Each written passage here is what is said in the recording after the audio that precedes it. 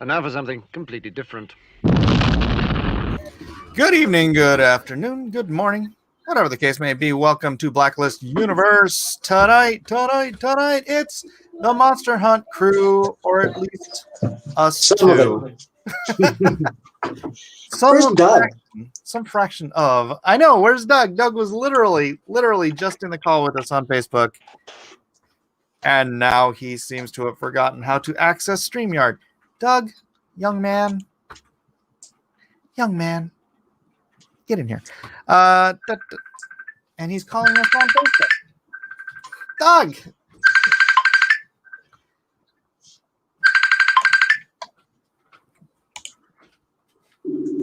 Doug, call failed. All right.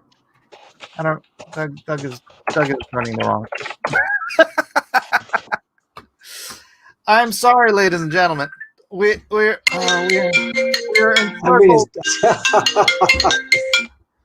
We are encircled by boomers. Yeah. The leader of which to the StreamYard, Doug. The StreamYard. Oh my gosh. Sorry, guys. I know. This is here. I'm gonna post it again for Doug. StreamYard. I'm gonna post it a couple times so he doesn't accidentally click the wrong thing. Oh, Doug. So I hope everyone out there in YouTube land and Facebook land is having a lovely evening here in the first day of December. Oh my goodness. Christmas. Come check out my wish list. There he been is. a good boy? What's up, Doug 10 April? What was the other? You were sending me this other link. What was that thing? No, that was a Facebook call or something. Yeah, you sent it like 3 times. I'm like, No, I didn't. I only sent the StreamYard link. And then you're all yelling at me, going, And now pick up the line. I don't understand anything. I hate everything. Get back to color. Stupid! You're so stupid! Look at how mean you are. You're so mean. You're mean and evil. So, ladies and gentlemen, with me now here, Matthew Weldon. I'm fairly certain has passed out in a pile of dirty diapers. So it'll be me, Mike Barron, and Doug 10 April. The two we're the 3 creators of the 3 characters or the 3 properties in Monster Hunt 2. Let's get cracking. So why don't we introduce you one at a time? Mike Barron, for the uninitiated, can you let us know who, what, where, when, why, and how you got to be here?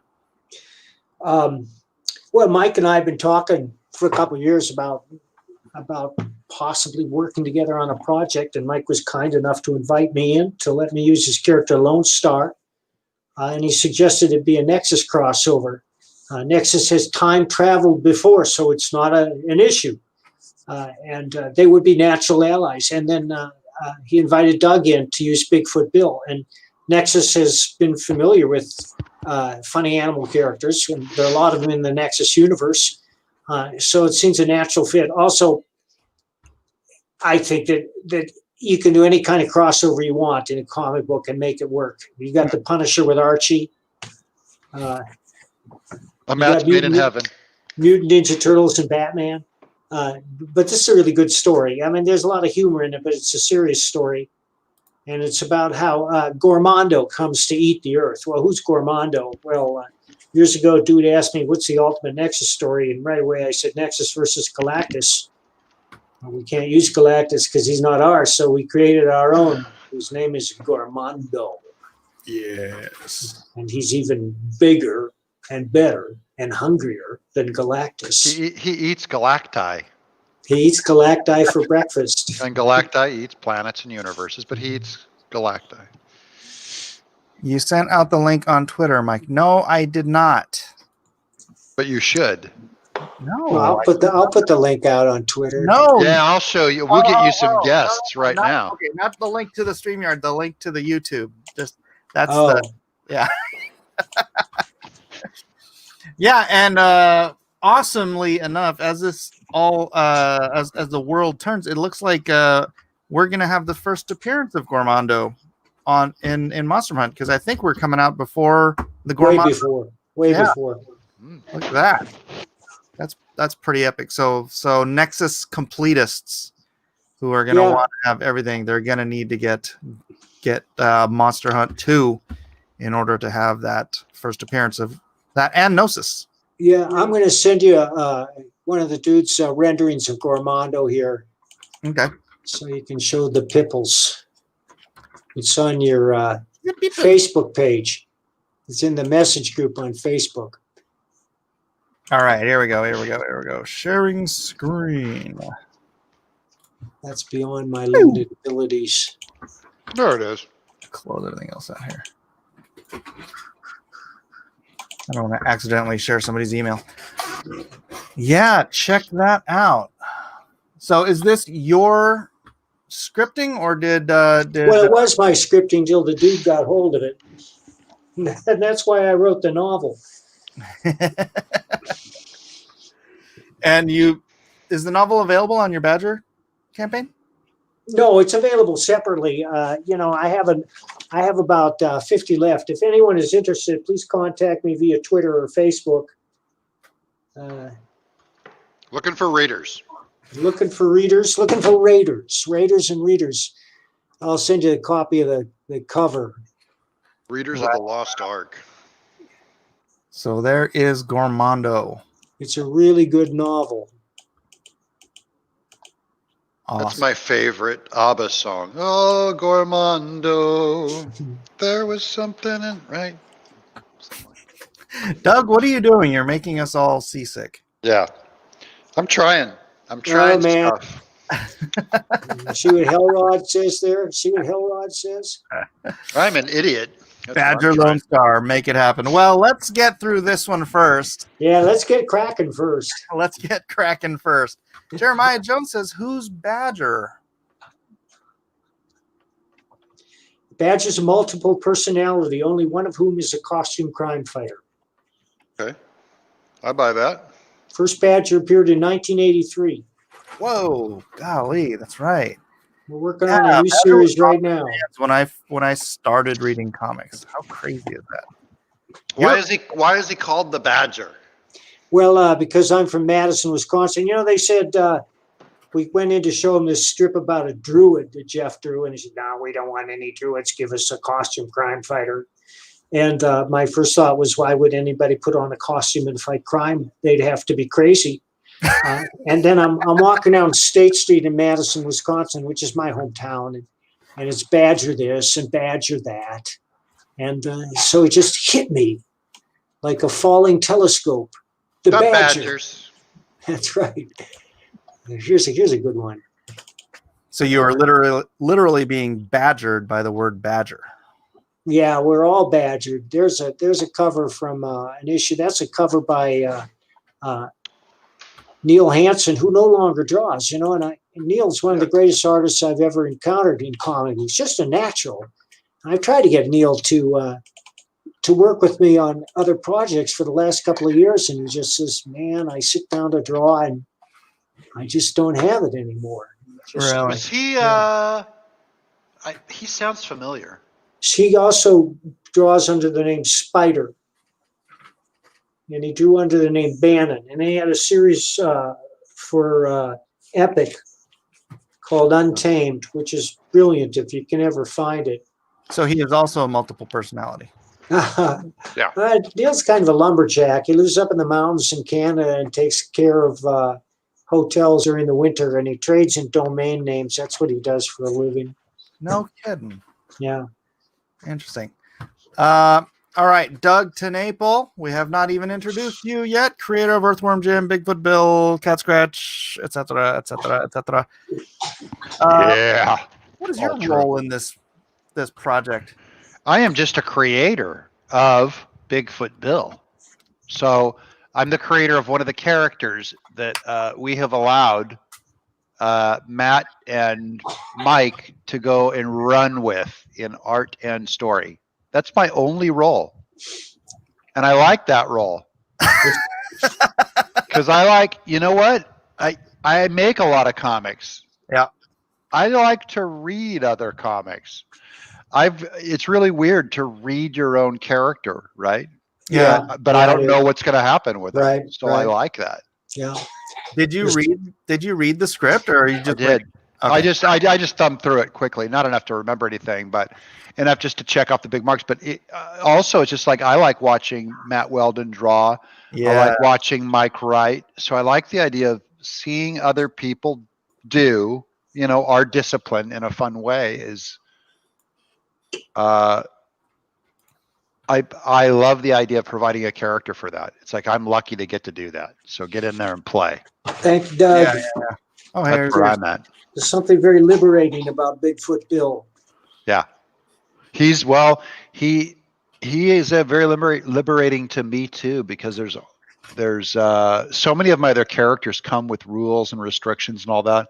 And Bigfoot Bill really is like my most contemporary, newest permission to do anything. So to me, if that's where you want to go in the book, I hope Bigfoot Bill gives you an excuse to do something truly stupid and insane.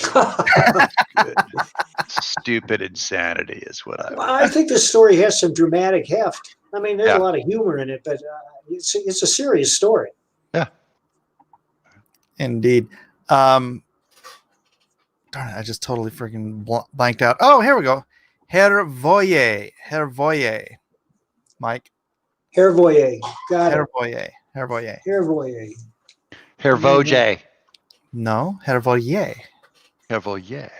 Yeah. Sorry, I was trying to get to some of those layouts that Matt Weldon just sent us. But before I do that, I did want to point out in the description, we've got the links to Mike Barron's Badger novel for those who love the Badger, love Barron, and didn't know that he had a new Badger novel out. You can get the Nexus novel from him. You can get the Badger novel on Kickstarter, and support your friendly neighborhood writer. And then also Monster Hunt, Let's Get Kraken, which is what we're here supporting right now. Right.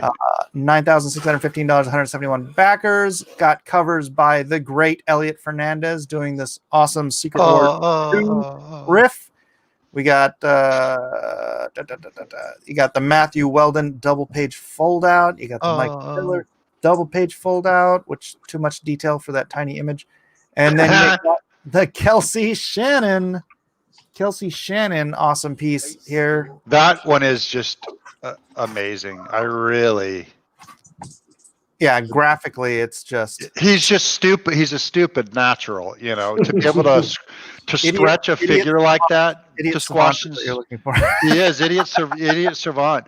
To be able to squash and stretch a figure like that and blow out his perspective and keep the dynamics and compose a composition that has those strong elements. Mm-hmm. It has an S curve in it. It has an S in it. It has upper left, lower right, diagonal. Yeah. It just has so many layers. His instincts are crazy. Yeah. Kelsey's also illustrating a 3-issue Nexus series that Splato is putting out. Splato Delgado. I didn't put that up there. That is at Impossible Stars. Unfortunately, I don't think there's much in the way of Nexus art up there. Well, if you scroll all the way down, you'll see his cover. Oh, wait a second. It's closed. It's closed. All right. What the hell? I'll show you the cover. What do you mean closed? Why is it closed? I guess the it's run its course. He's not even done with the book. You know what? I'm not going to tell Richard how to do his business. He does far better than I do. I am. I'm going to tell him, and he's Richard's special needs. Other than that, this is great.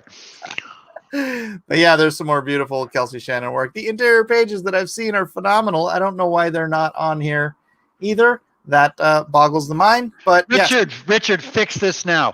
Bring me the head of Richard Meyer. Bring me the head of Richard C. Meyer. Bring him now. I'll be on this show all night. Bring me his head. Bring him to me. Bring him to me.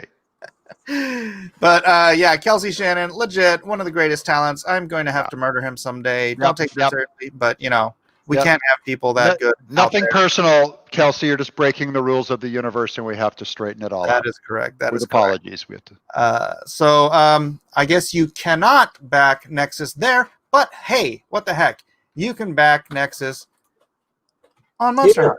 Monster Hunt 2. Let's get cracking. Get yourself some sweet, sweet Nexus, along with Bigfoot Bill and Lone Star in the epic independent comic book crossover you never knew you needed, but you do. Yeah. Yeah. And you know what? For all these comic fans, you guys don't. I think a lot of you don't understand what like great old school comic writing is, which is to me is what Michael Barron represents. You're used to kind of the new, a lot of artists faking writing, things like that. Like me. But well, all of us. I'm an artist. I am an artist that came to writing, but Michael's a guy where back when you read comics, you pull out those old comics. I mean, it took me a while to read comics in the olden days, and by the olden days, I mean mid '80s. Yes. Like reading New Mutants, there's just a ton of story and dialogue and character. They're written. The actual golden age of comics. The actual, well, yeah, I think the 70s and 80s were fantastic. Late 70s, early 80s, mid 80s, late 80s. My guiding Are principle insane. is to entertain, and it still is. That's my number Yeah. one job, is to entertain. It's number one. It's Yeah. to grab the reader by the throat, drag him into the narrative to the exclusion of all else. I use every trick in the book to do that. That's good. Without drawing attention to the writing itself. I want the reader to immerse himself in the story and believe in it. And that's why there's no reference to what's going on in the real world. Well, I shouldn't say that, but let's just say that what Sam Goldwyn said, if you want to send a message, use Western Union. I'm not sending a message. That's very good. I had a great teacher once, and he said, you make them laugh a little bit, you make them cry a little bit, you scare the hell out of them, and that's entertainment. Yeah, that's true. That's entertainment. Disney used to say, if it's not funny or if it's not scary, it doesn't belong in there. That's So right. anything funny, anything scary, good job.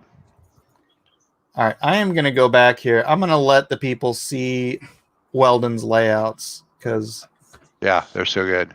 it's so good. All right, let's see here. And yeah, that's what it is, man. This project, it feels like an old school 80s book. Yeah. You know, which to me, that's my sweet spot. So Weldon is one of the best artists I've ever seen. And this is also, look, we're still having to develop a comic book audience. There's some training involved in, guys, you probably haven't seen this kind of art before. Guys, you probably haven't read this kind of story in reading before.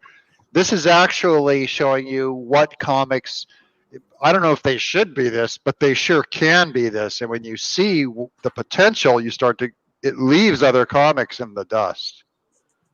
yeah. This is crazy good comics. I end up getting incredibly skeptical and jaded about the audience, where I just go, well, I don't think the audience is really into comics. Well, they Because- would be if they knew what they were getting. You know, guys, we talked about this before, that the big two just seems to be circling the drain. And the fault lies with they forgot that their mission was to entertain. Yeah. Yeah. Well, it's kind of like you've trained an entire generation or two that McDonald's tastes better than a steak. And so now, the idea that they've been raised on, Netflix shorts or pornography or YouTube videos, and they can't even view a good story anymore, or all they know is hip hop, and they don't understand what works about classical music. You have to it's too much of a job to re-educate an entire culture.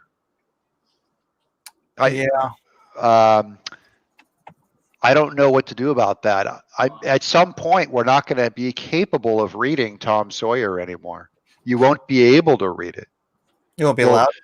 Well, it'll be available, and the audience will. The other way that you destroy them is that they won't be able to read. They don't have a desire to, and they're not literate enough to read To Kill a Mockingbird. All right. That's true. You And by the way, don't have to burn it. You don't have to burn the book. To Kill a Mockingbird and Huckleberry Finn have been banned in virtually every school library in the country. Right. That's why I'm bringing those up. It's a two-prong approach, though, because what students are dying to read those books? If they knew about them, they would be dying to read them. If but they knew don't how know great about they them. were. Don Chin says, "Hey guys, I'm blinded by the star power tonight. Weldon's work is very impressive." Weldon, Thanks, Don. Yep. Weldon and Mike are cranking out. It'll be the best thing I ever published. Yeah, I think so too. I think it's going to be one of the best books to come out this year. I'm Yep. looking forward to it. I can't wait. Just the layouts I've seen have already made me slobber. So I'll just sit there and learn. Weldon is also an idiot savant. Yeah, he too is.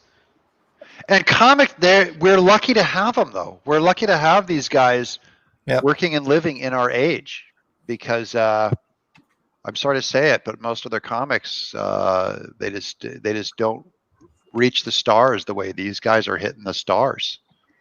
Yeah, this book is definitely running on all cylinders, and thank you, Mike Barron, for doing this, man. Yeah. Thanks for letting me play in your sandbox. It's gonna be great. Gonna be great. Bigger than a planet. Yeah. So, and look at how many layouts we've already gotten. And Weldon I think he wants to lay out this entire book before he starts. His layouts look like other people's finished. His layouts are done. I'm telling you, man. Just color it. Give those to Kelsey Shannon, and we got a book. That's right. Weldon's just going to noodle that thing to death, and I'm telling you, just let But it. I love the noodles. I know, but I'm going, dude. Have him instead say, "Look, I'll pay you to lay out issue 2. Put out. I mean, issue 4. Put out another issue. Use his layouts on both of them, and say, I'm just gonna, instead of inking this one, do a layout on the next one. Because look at that. Anyone could ink that, and it would be rock star. It would look amazing. Well, he's going to ink himself, isn't he? Yeah. Yeah. With these pens, these G2s. Where's my G2s? Use pens from Walmart to ink. Yeah. These freaking things right here. It's like the stuff you sign in at the hotel with. He's proof it's not the tool. It's not the tool. It is the artist that makes the art. So. Matthew Fowler, who works with Matt on Seicho 66, says his layouts are so good you can almost start lettering before he inks. Yep. Yeah. People do. But he does move stuff around when he goes to ink. He takes these and he light boxes them, and then things he wants to move around, he does that sort of the way a normal person would do it in Photoshop. Normal. A normal person. I also love the fact that he makes Bigfoot Bill huge, because look at the size of that guy. Well, yeah, I do. I love kaiju. I really love inaccurate sizes too. If you look at like old Warner Brothers cartoons, Bob Clampett's characters, man, they would break just the laws of logic with their size. They'd go off model and off the chart all the time. So I just think that's kind of a superpower of cartoonists, to have that kind of leeway. You technically can make it what you want it to be. Phenomenal stuff, guys. Here's how the finishes play out. And see, that's why I love his finishes. I love his layouts. I love his finishes. That's clean. That's a good graphic statement. Clean graphic statement. Yeah. So much awesome from that. Yeah. Well, I'm kind of happy. It looks like he comes out of the world of illustration and not comics. So he's bringing a lot of that into this discipline. And this discipline always does better when people bring influences in from the outside. And, it's great to get a lucky couple of people that are self-taught. And, they were doing comics from early on. I'm thinking of Todd McFarlane. But really, the medium does so much better by having painters and artists come in from outside, from other disciplines like illustration or classical painting, or different forms of storytelling, like Spiegelman and stuff, who did Garbage Pail Kids, and Mike Mignola, who does a lot of chiaroscuro and studies in his work, of sculptures and stuff like that. I like those guys coming in, and Matt clearly comes from somewhere besides just copying Thor. He actually comes from manga, from anime. Mm-hmm. That's where he gets all his influences, and somehow he still draws American. Yeah. Mike, have you got somebody coloring these pieces like your cover? He hasn't started yet, so I've got him working on some other stuff that needs to get done because we're launching another campaign. Well, not me, but me and Shadowversity. And then I'm gonna tap him to do some of these. So Can't wait to see them in color. I know. I wish, especially that tongue. Bah. And the tentacles.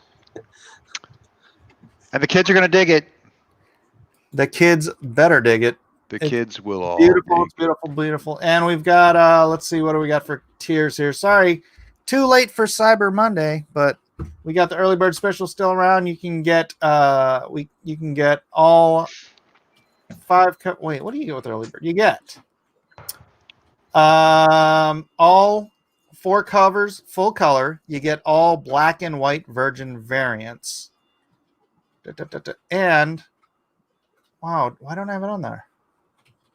And the metal, oh gosh, it's not in the included. Jeez, I'm an idiot. Yeah. You get metal prints. You get metal prints of all the covers, which 2 of them are double size. So that's going to be like, I don't know if I can do them 11 by 17 because of the dimensions, but I'll figure that out. But they're going to be huge, huge metal prints, which need to be shipped separately. So this will be, sorry, the shipping is doubled on this just because of that. But it's a really cool deal. If you guys never get the metal prints on anything, these are going to be beautiful. I've got one right here from one of the earlier campaigns. Let's see. So it's, like I said, it is metal. You can Look hear at that. Very durable. This is actually polyurethane with dye sublimated ink in it. How do they do that? So it's a high polished aluminum, and then they paint it. They coat it with polyurethane, like car clear coat, basically. Yeah. Yep. So it's super durable. And then they take dye sublimation ink. They print a backwards image onto dye sublimation paper, and then they heat press it at about 425 degrees into the paint. The paint. Yeah. And so it holds it. It's like crystal clear holding it in place. Yeah. Like a glue. This is how they make like coffee mugs, sometimes baseball caps, sometimes shirts. You ever see those shirts that just have those crazy printings on them? That's dye sublimation. Huh. Yeah, and so that's how they do it on these metal plates. It won't have this moire on it. I did that just for this old school kind of image, but yeah, the metal prints, dude. They're like, here's a little. See, they're metal. Here's they're beautiful. A card. The blacks are like deep, dark blacks you can't get because any kind of paper will reflect some of the light, but this is so high polished that it just goes into the depth of black. And then the whites are literally the light reflecting from your light on the metal. Look how the eyes actually glow on this. That's because of the light reflecting from my monitor, right? And it makes the eyes glow. It's so there's nothing like the metal prints. These covers are going to look so freaking amazing in metal. And so that's the Early Bird special. I would highly suggest y'all get those while they are available. And let's see what else we got. We got the digital book. Got 12 of those claimed already. Awesome. You can get the Weldon double page cover, the Miller double page cover, the Fernandez double page or single page cover, or the Kelsey Shannon. And as you click out, as you leave, you can also get these in the add-on section. You can get the Virgin variants. Blacklist digital library. You can get all my books digitally. You can get all 4 Monster Hunt covers. You can get a sketch card if you want. You can send some of these to the troops and get copies for yourself for only $100. Or you can get the physical library from Blacklist. Also, I should probably mention this is available on Kickstarter as well. Oh yeah. Hunt. Or Hunk, not Monster Hunk. Come on. It's the Monster Hunk. So it's available on Kickstarter. And here, actually, if you go to Kickstarter, if you just want to get the Virgin variants, I don't do it on Indiegogo, but on Kickstarter, you can just go grab the Virgin variants by themselves. Nice. There you go. And any purchase on Kickstarter, I had to do things a little differently. First of all, Yeah. you can get the sticker sheet for only $5, and all of the other tiers come with the digital 1 and 2, Monster Hunt 1 and 2 for free. So if you want to do that, you can do that over on Kickstarter. I'm trying to just sort of let Kickstarter be its own thing and see where it goes. That's where I'm at too on Yeah. it. I think it's cool. Yeah. So you got that, and you got that. And of course, Lone Star Mind of the Monster, still available. 11 days left on this campaign, but I'll extend it and all that fun stuff. So we're at 19,339 here. A lot of the same tiers, a lot of the same metal prints. Please do go check that out. If you want to check out the first issue for free, 56 pages. Here is the PDF link. It's right on the front. The links are all in the description. You can go there, click here is the PDF, and it'll take you straight to the PDF of Lone Star Heart of the Hero. 48 pages by me, and then 8 pages at the back by Matthew Weldon in the back. Yay, Matt Weldon. So, and then where is Doug? What? You on Indiegogo right now? I am? Yeah. Bigfoot Bill? Earthworm Jim 2 From Jim too. with leather. We're about to close out the leather. I ordered my books, so I know how many I have to make. And so we're going to start closing those tiers down. If you want leather, you better get in. Pasting that in the chat as we speak. This leather insanity. Yeah, it comes with a t-shirt, enamel pin, patch, metal trading card, Alejandro fold-out poster of the print. And those are all kinds of firsts. That's the first time that's the enamel pin. First time there's been an Earthworm Jim and Bigfoot Bill and Clayman on the same shirt. Because I'm throwing it in for free with it, I can do it, if you know what I mean. Yeah. It's going to be it's a super low print run. It's going to be, I think, 700 books total printed, which is the lowest print run of my life, of all my 20-something books. It's the lowest print run, and it's the most expensive book I've ever made as far as the cost to actually print it. So it's going to be, I think, a real collector's item. Yeah. Anybody who's never received a package from Doug, it's an event. Yeah. Yeah, we'll be hand designing a shipping bag for this. But I'm only saying those right now, it's $200 for for the leather book and Earthworm Jim 2. If I do have any overage left, which there might be, say, 25 copies left over, they're going straight to a minimum of $300 for just the book on my website. So there won't be t-shirts, won't be all the other stuff. Just the book is going on my website for at least $300. So here's the madness about what you're doing. Your previous things that you've sold for $25 or $50, literally going for $250, $130, $250, $175, $150. So you're selling this leather bound thing. Leather bound book.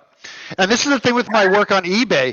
What other artist do you know of who's like on the bottom tier of comics? You know what I mean? Like I'm not Simon Bisley or I'm not Jeff Smith doing my books.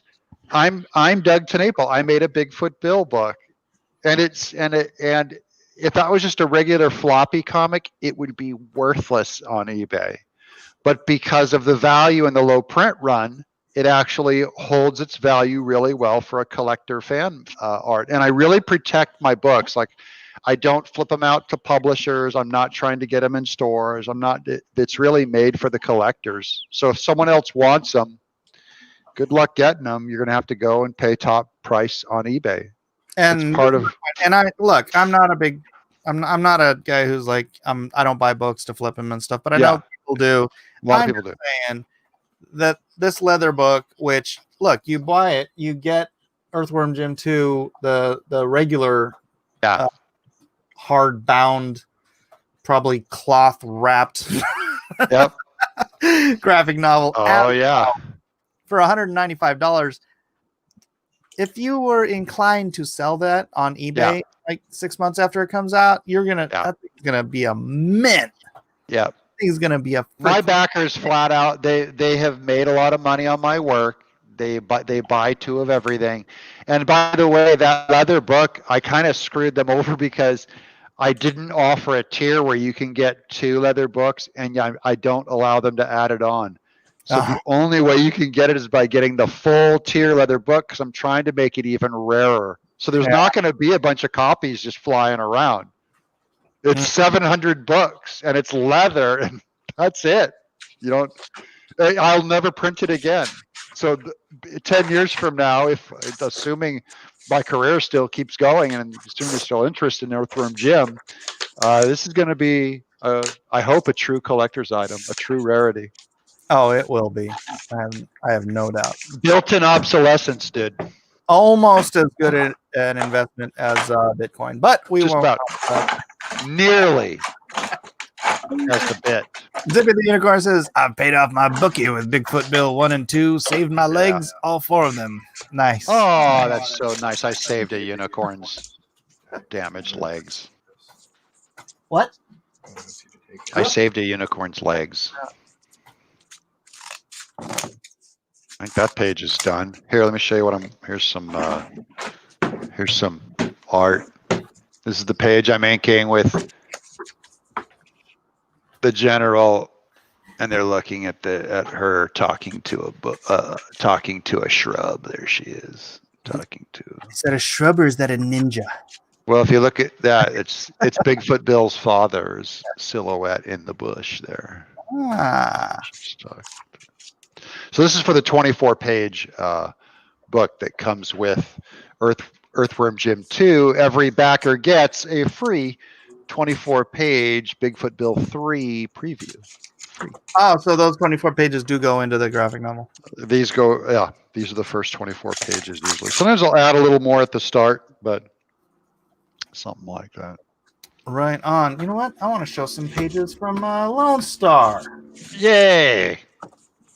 Let's see. Where am I? The Lone Star. Lone Star. I just scanned in page 15 today, so how many pages a day are you doing on that? Are you doing I'm not more than a one? One a day? If I can. It seems like I've been doing I don't know, 3 to 4 a week, depends on the week. So sure. Hold on a second. I'm just trying to keep doing 1 a day. All right, so I'll just. We can pull it off. Y'all all seen the Kim Jong-gi? Come on, Kim Jong-gi. The legend. The legend. The legend. All right, then we have Kari Evans, who should be a legend, but Yeah. And then here we go. We've got. I'm just going to show these kind of quickly. I don't want to delve too deep into them, but it is the first half of the book. Wow. Is the background story of Svarog the vampire. Ta-da! Look, it's just a little bit of art. A little bit of couple soldiers out there in a lonely field. That's a lot of detail, Mike.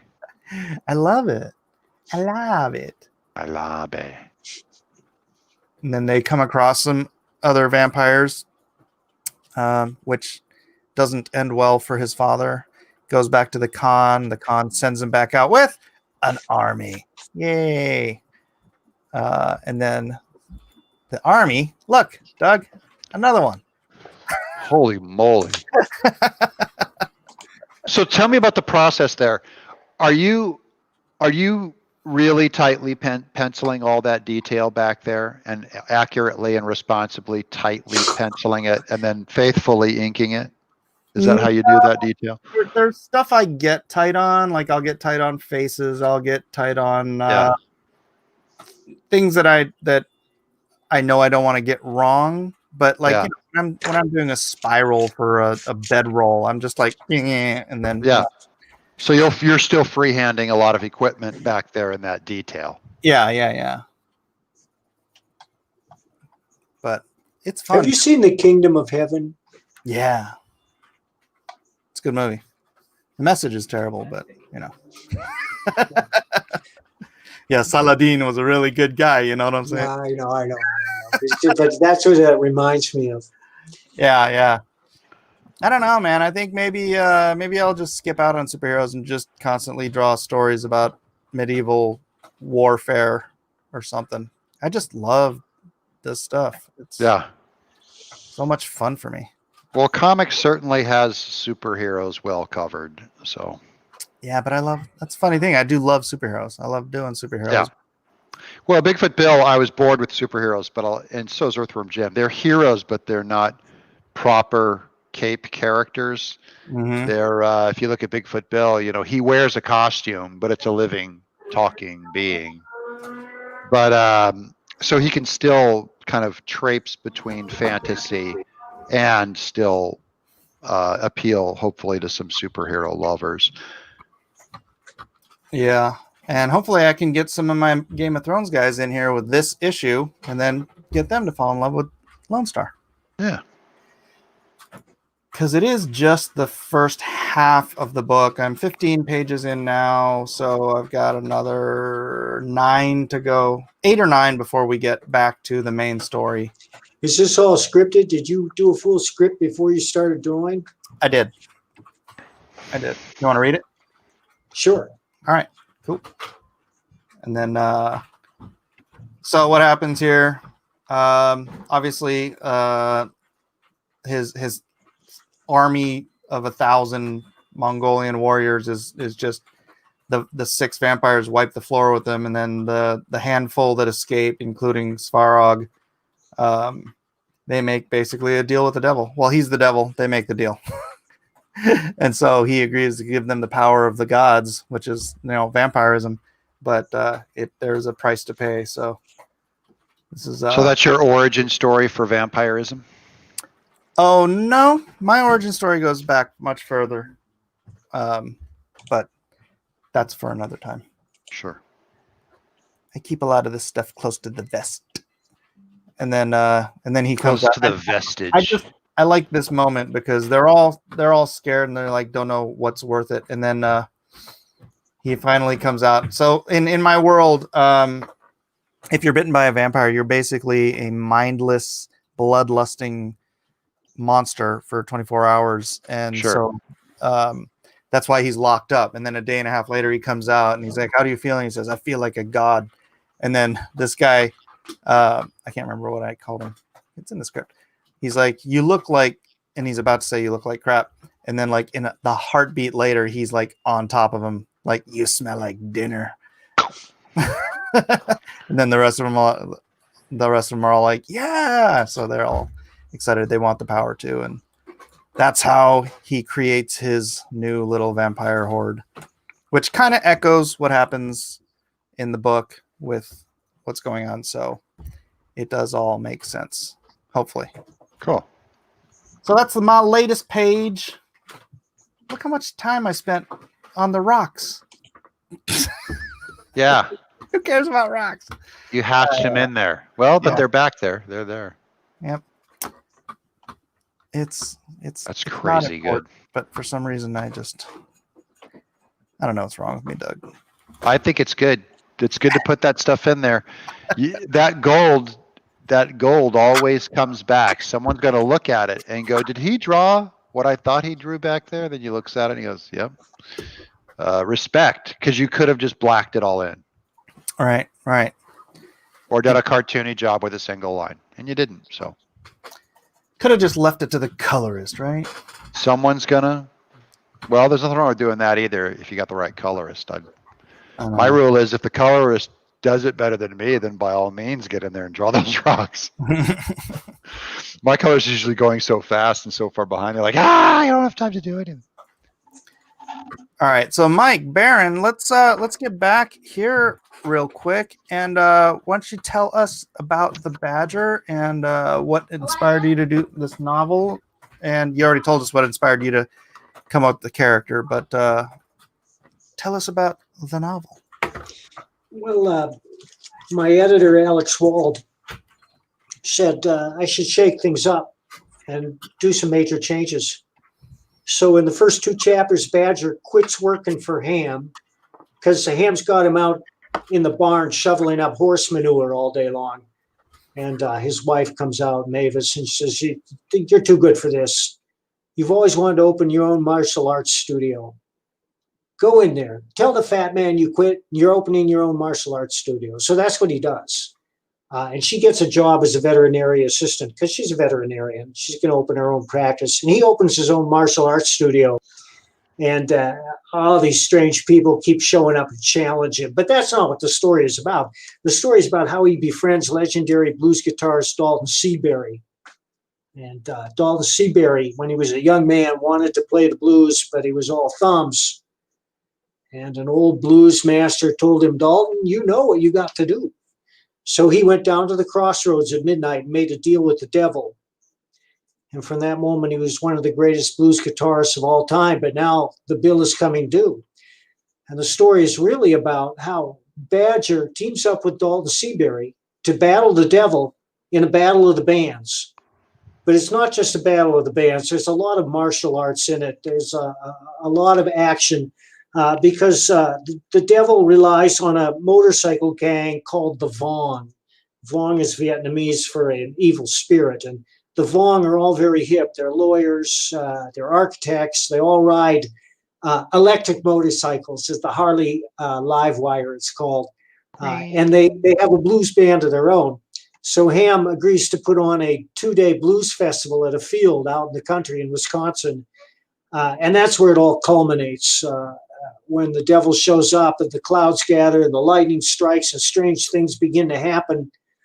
And it's an awesome finale. It's an awesome showdown. It doesn't involve just the music, but it's about the music.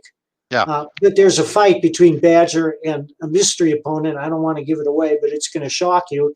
It's unlike any Badger story I've ever written. And the thing about a novel is you can go into much greater depth and cover much greater territory and bring out themes that you can only hint at in a comic. And don't get me wrong, I love comics. And you can tell a serious story. They have strength. The medium strengths are completely different. That's right. It's a literary experience. I always say comics are the most forgiving medium on earth. You could even in a novelization of Badger, when you have a musician play the blues, you can better describe or better represent what someone feels when they hear music. Yes. Then if you put in a panel of a comic, this is what it's like to see a Howlin' Wolf concert. That's right. It's like just the written word, I always thought, is just a little more powerful. Yep, than you the can graphics. do things. And, you know, I've loved the blues my whole life. I met Muddy Waters. Yeah, I love Muddy Waters. I got his autograph. He gripped the pen like an ice pick and drew it out in block letters. And I met Otis Spann, too. Buddy Guy was through here a couple of years ago, and we saw him. But I'm just a blues freak. I love them all. Sun Seals is among my favorites, but all those guys are awesome. You know, if you get a chance to see Buddy Guy, he's still vital. He's still touring at 80. See him. I didn't realize he was still alive. Oh yeah. Very Can you guys hear the squeaking chair behind me? I hear it. It's a little flat. I keep trying to mute my mic, but then every time I unmute it, he decides to start moving around while he's playing games. Yeah, it's funny. I kind of wish I had time to write because I kind of want to do a take where we are today and then project out sort of the way, from 1948 became 1984. Yeah. Sort of do a projection out several decades and do another dystopian future type story of boy, what seems to be coming. But yeah, maybe I'll leave it to Mike. Well, I'll talk about that with you, but that's dangerous territory because I say my number one rule is to entertain. But I'll tell you about a novel I've written later. I can't talk about it now because they'll call down a nuclear strike on my house. I see Jalapeno Milk says Buddy Guy's better than BB King. Believe it or not, I saw both those guys on the same ticket once. Wow. Nice. I've seen BB King. He's awesome. Awesome. So, hey, let's talk about your process, your writing process when you're doing a novel versus when you're writing a comic strip. Do you go like, beats and layouts and all that, or do you just kind of extemporaneously walk through the daisies? I used to just sit down and wing it. I draw the first panel and then I wonder what happens next. And it taught me a lot of valuable lessons. Because I wrote my comics by drawing them out by hand.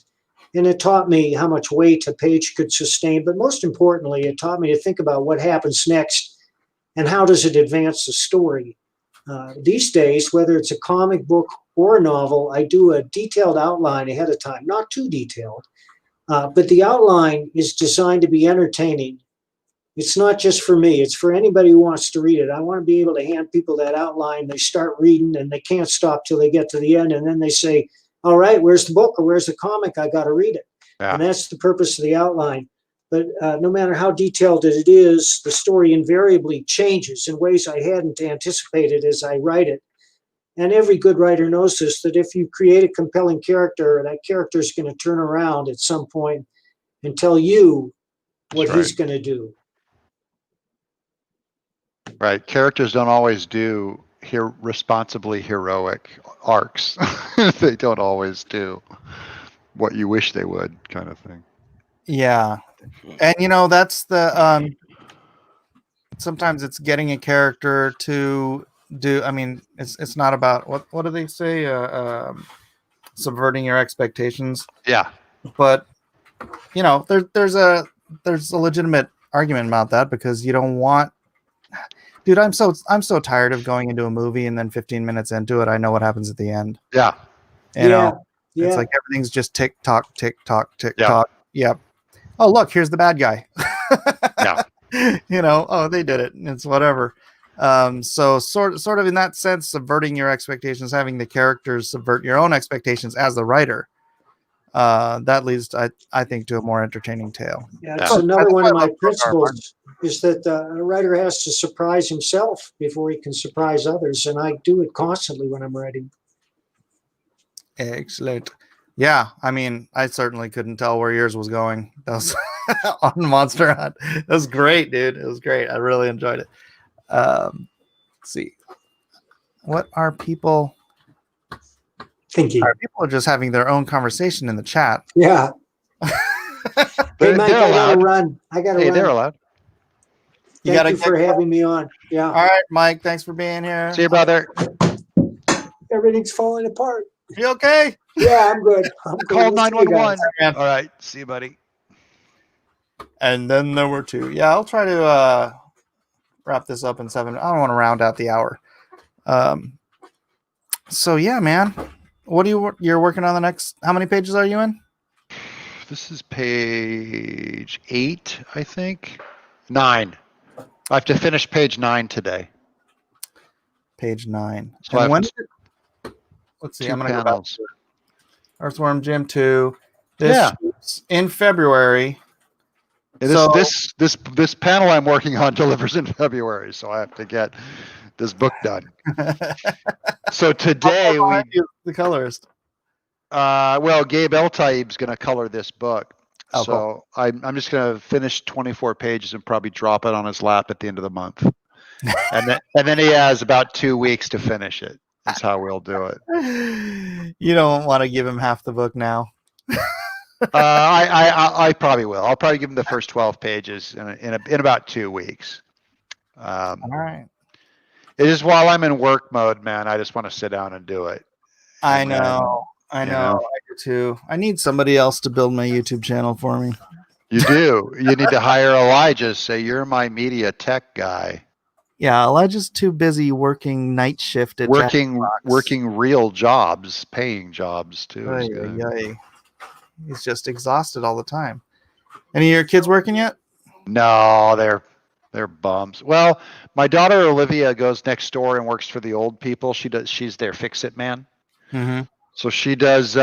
She'll do painting, cleanup work, yard work, really anything, all the to-do stuff that they have, she does for them.